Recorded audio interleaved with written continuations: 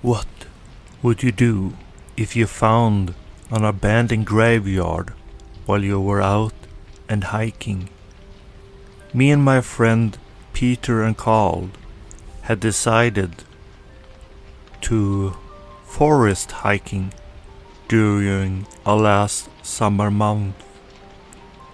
We have decided this at the beginning of the year. We wanted to be able to enjoy the stillness and not have to deal with others who would surely walk the same path as we. So, when I met up with them at the beginning of the trail, we unpacked everything from the car. Carl was an athletic man who was strong as an ox. He was tall and big, so he did stand out. He was one of the most popular boys in school, since he had the looks and the body to make every girl want to fall for him. He was sometimes really mean to those he didn't like or just didn't care for. The blonde hair lay slicked back while he looked with his dark blue eyes. Peter was the thinner of us all. He was the genius who knew a lot of everything. He always had baggy clothes on and always 1 or 2 sizes too big. He always said it was more comfortable that way. We didn't argue with him, because argue with him was sometimes pointless, because he have always some comeback, even if we didn't think he had. But sometimes his silence was enough. He was not one of those who socialize because he didn't like people. He tolerated, and he tolerated us as a group. He had short-cut black hair and brown eyes, while I was the most ordinary person who balanced between those two personalities. When we walked to the trail, we saw how an old man was sitting at the beginning of the path. He really looked worn out.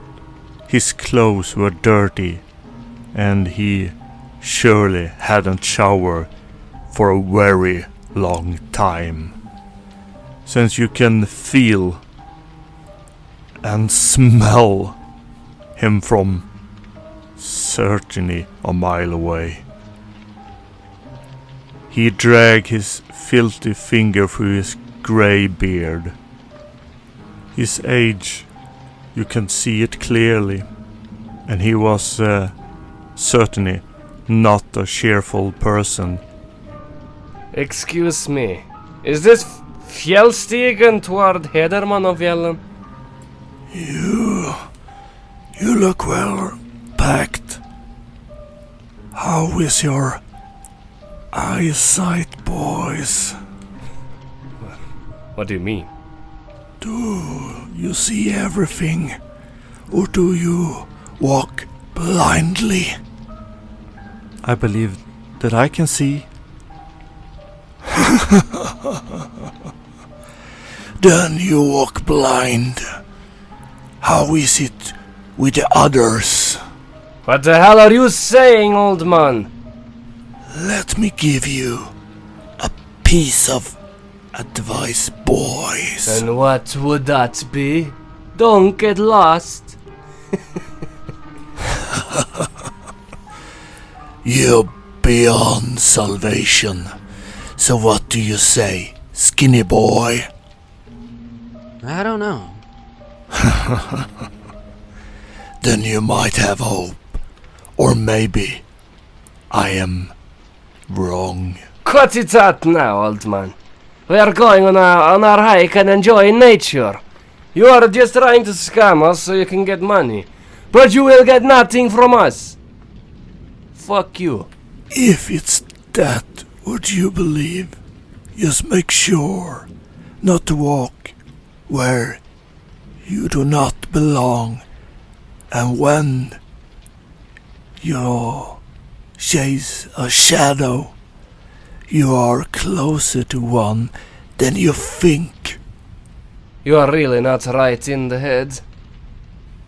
Then the man stands up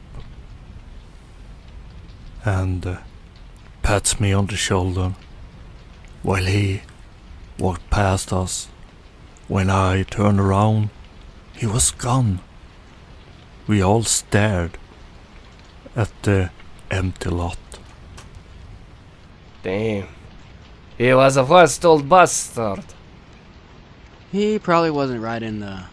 well, you know. Can't agree with that. Should we go or... What do you think?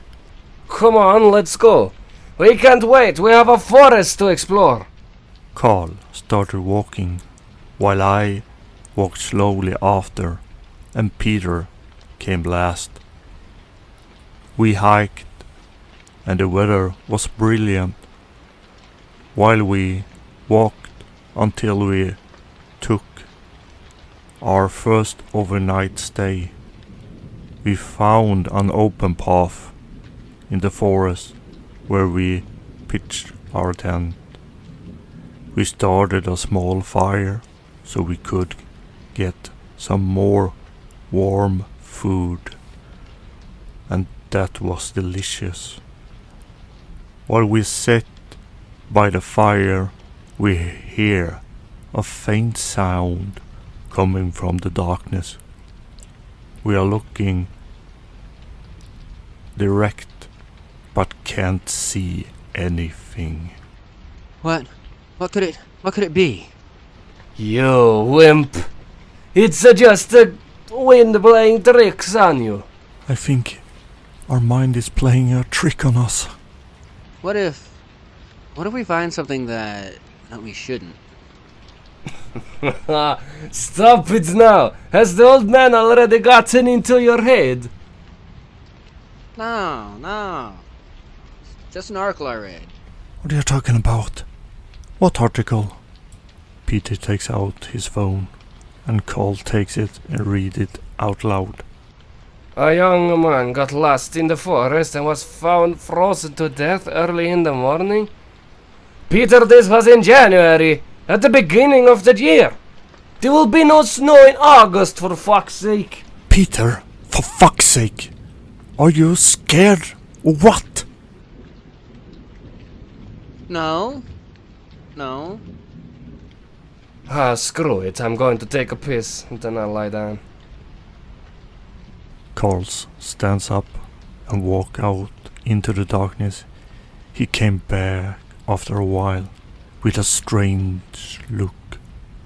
What is this, Carl? You almost look like you've seen a ghost. No, not really. Rather something I didn't expect to see in a forest. What is it? You probably won't believe me, so come and bring your flashlight.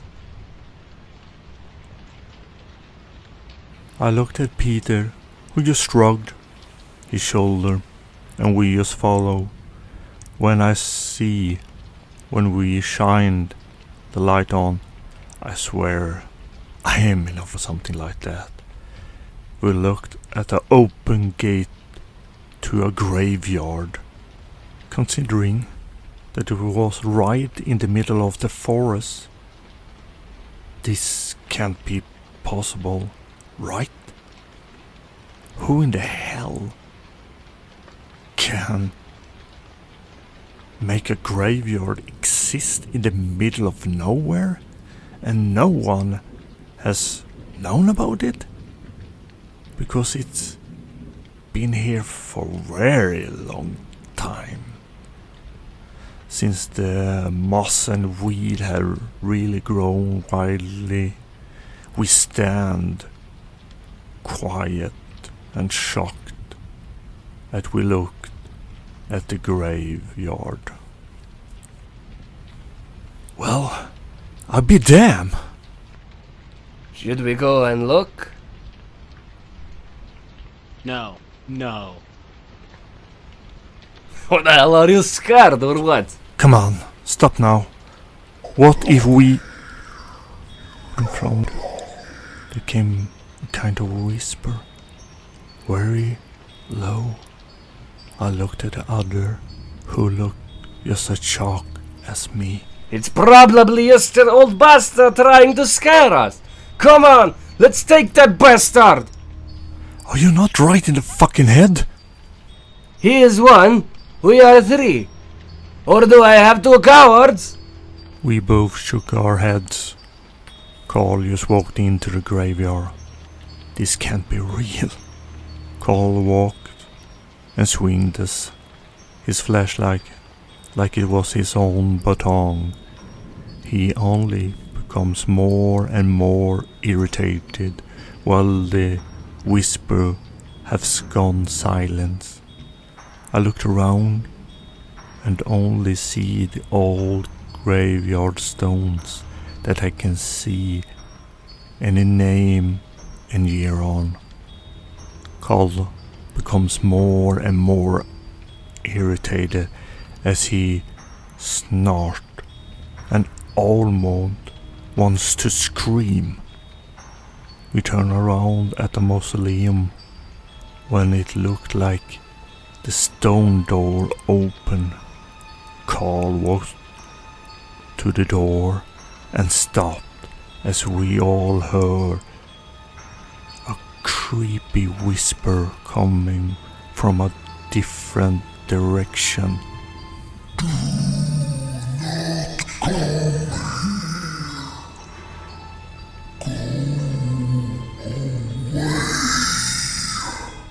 The door slammed shut, and I swear the face appeared in the door, and I hear Peter scream.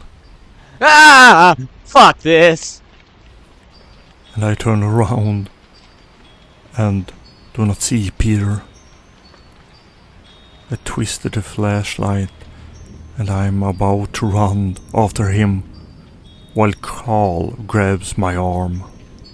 You are not going anywhere. What about Peter? That idiot runs as soon as a seagull shit in the forest, so let that bastard run. I looked at Carl and it looks like he was possessed. It's like he isn't there because he stared at the stone door and threw himself against it with all his strength. I stand and watch in shock while he behaved like a madman until I hear a scream that make my body freeze. It was Peter who screamed. It was not a scream for help, but more a scream that makes me believe he was badly hurt. I turned to Carl, who was stopped, and just looked. He now looked scared for the first time, while I was very frightened. I want to scream at him to watch out, but it was too late. Something grabbed him and dragged him into the mausoleum and slammed the door shut. I look terrified and I don't know what to do. The sound coming from the dead screams. I turn around and see the flashlight on the ground, while I see Peter's body hanging from a tree, while the blood ran down from his body. His eyes was open and cold, breath come from his mouth. We should not have come. We should not have come here. You should not have come here. You should not have come here. I stared at him while the body fell down from the tree, and I can hear the scraping from the tree. While the door behind me was opening, I saw a figure come out. I twisted the flashlight and saw Carl without skin. His eyes are gone and blood run from his mouth at the same time as he stretched out his arm against me. Come. Leave me fuck alone. I can hear the echo that goes from one place at the graveyard until another. Do not come here. Go away. I turned and started to run to the exit. I'm back in the middle again. Hell, where do I have to go? I started running again. Run, and I hear the sounds from the undead. They are not happy at all. My flashlight started to working. Hell as well. I tried to make my way through the darkness until I ran into someone and I fell down to the ground, and the flashlight turned on right at the old man who looked at me.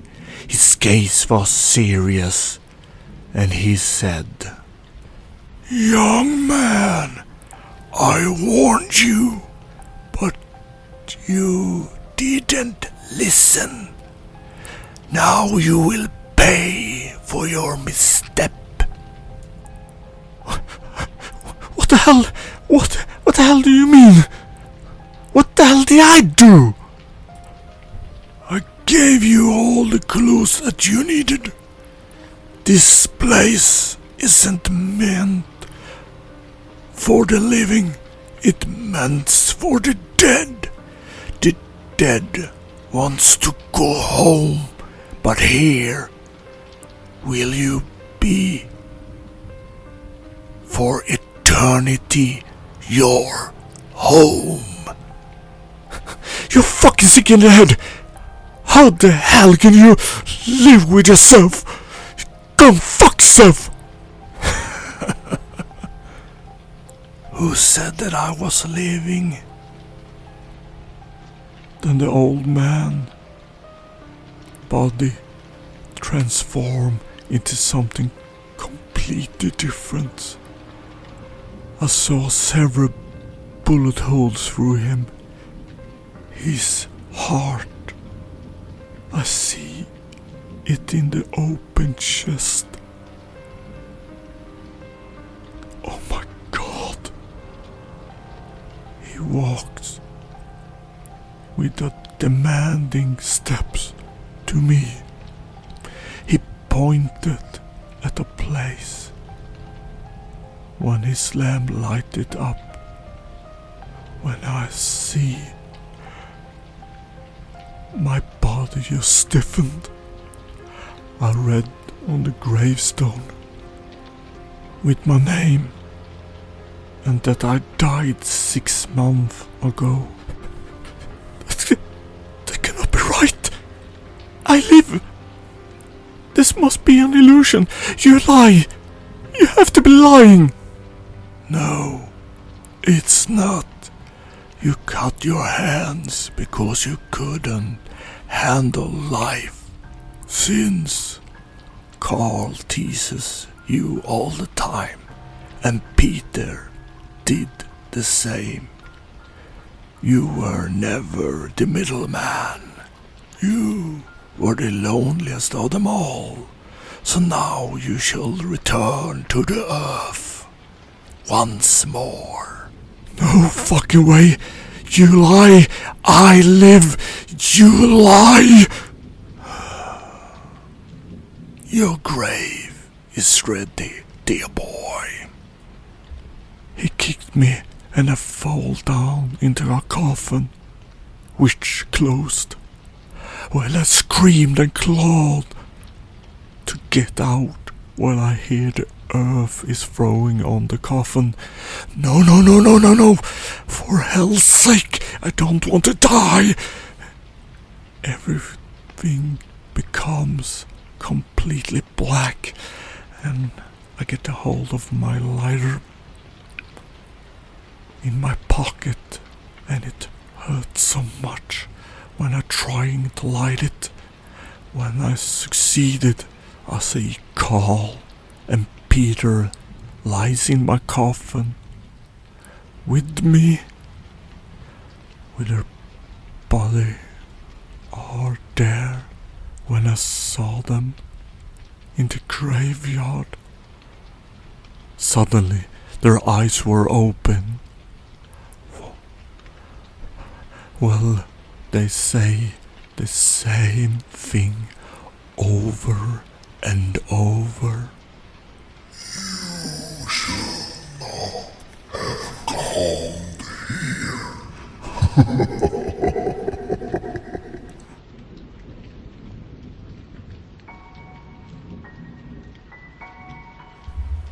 The old man looked down at the earth-filled grave and nodded.